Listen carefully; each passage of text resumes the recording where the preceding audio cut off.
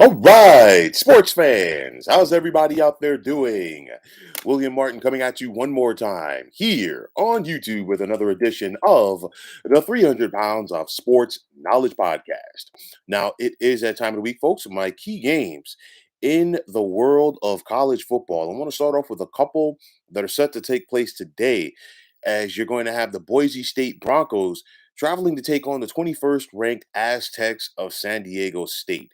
And a win today by the Aztecs would put them in the Mountain West Championship game for the first time since 2016, which is also the last time that they won the conference. But Boise State might have something to say about that. You look at this Broncos offense with quarterback Hank Bachmeier. He has seen his fair share of battles in the Mountain West throughout his career, as well as wide receiver Khalil Shakir.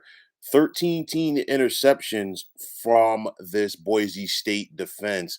But when you think about San Diego State, they really don't pass the ball like that. It's all about their running game. And then they also have one of the stingiest defenses in the nation. And because of that, I'm going to take the Aztecs to hold serve at home by the score of 34-24. Now, in the American Athletic Conference, you're going to have the fourth ranked Bearcats of Cincinnati traveling to take on the Pirates of East Carolina. And the big question is, will the Bearcats be able to take advantage of their newfound wealth? And I say that because Cincinnati is currently ranked fourth in the college football playoff, which means that they are respected. And at this rate, the Bearcats would be in the semifinals should they win out.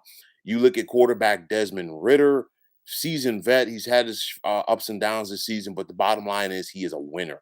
And I expect running back Jerome Ford to have a big impact in this game for Cincinnati. Cincinnati also has the nation's seventh ranked defense, along with 16 team interceptions. And that's important because they want to go out there and put some pressure on ECU quarterback Holton Allers. Running back Keaton Mitchell could have an impact in this game, as well as a defense that has 13 interceptions. And if East Carolina could get some interceptions early, get the crowd into the game, and more importantly, get the Bearcats out of a rhythm, they could make things tough for Cincinnati this afternoon. I think this will be a tough game for Cincinnati. It's going to be close for the most part, not indicative of the final score, but I will take Cincinnati by the score of 38-27.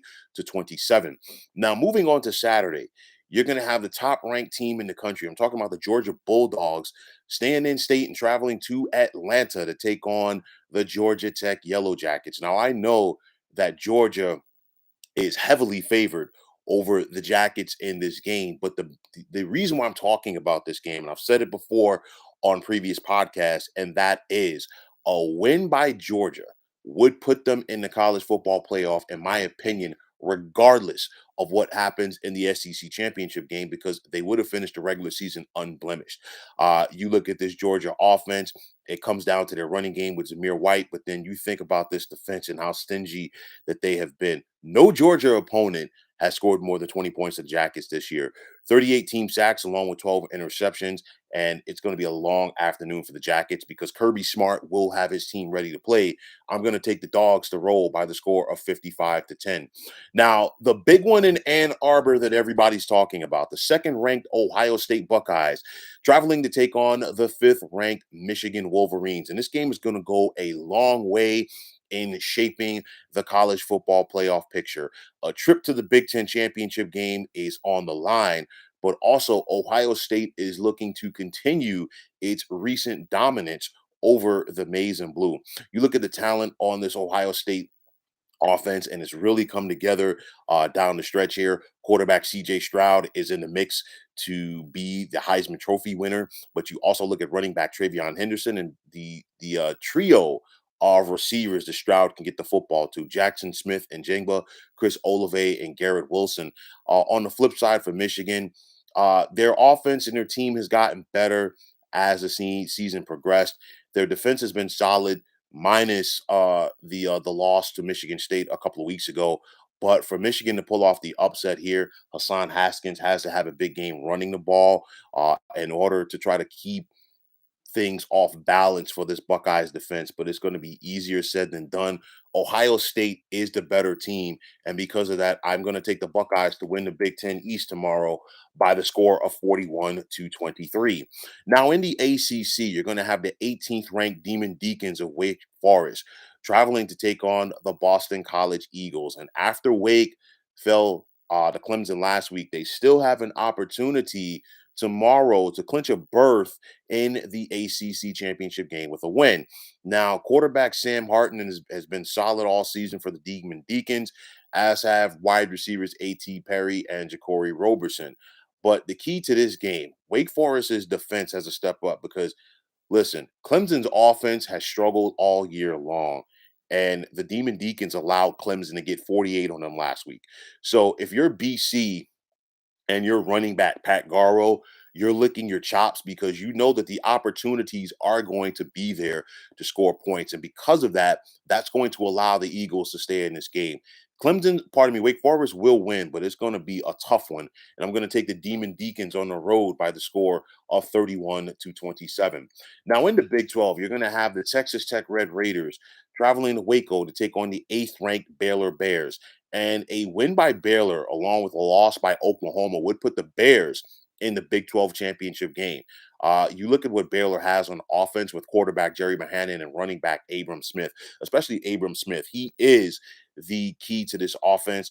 12 interceptions by this Bears defense, and that's going to be important as they try to neutralize this Texas Tech offense. I think Baylor is going to be up for the challenge, and I'm going to take the Bears at home by the score of 38 to 20.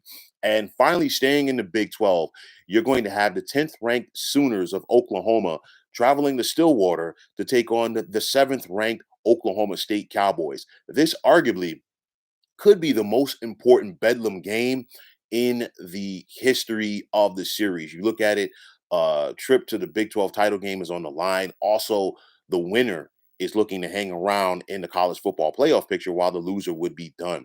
Now, Oklahoma has had their issues at quarterback this season. For head coach Lincoln Riley, he's going with the freshman Caleb Williams in this one, but the key is going to be running back Kennedy Brooks. And I've said it all season long, the Cowboys right now are running the football so effectively with Jalen Warren. And if this Oklahoma defense is not up for the challenge, Jalen Warren could run roughshod over them tomorrow night. Linebacker Malcolm Rodriguez for Oklahoma State could be the Big 12's Defensive Player of the Year. And I think he and the rest of his defensive cohorts could have a big impact in this game tomorrow night. 42 team sacks by Oklahoma State. And it doesn't matter who's going to be the quarterback tomorrow, whether it be Caleb Williams or Spencer Rattler, they're going to have a tough time with this Cowboys defense, which is ranked third in the nation. Thus, I'm going to take Oklahoma State at home tomorrow night by the score of 31 to 23. So, folks, those are my key games for this weekend in the world of college football. And as always, I want to take this time out to thank you for tuning into the 300 Pounds of Sports Knowledge podcast here on YouTube. I want to take the time out to thank all of you fine folks out there for tuning in. And if you have not already, please feel free to subscribe to this channel. Now, if you are on Twitter, please feel free to follow me at 300 Pounds of Sports. And like I always say, if you follow me, it'll be my pleasure to follow you right back. There's also the sports discussion group on Facebook at the Sports Depot 365. You can check it out, drop a line, and be a part of one of the better sports debating sites going on social media. So once again, fine folks, my name is William Martin, signing off, saying take care and have yourselves a wonderful day.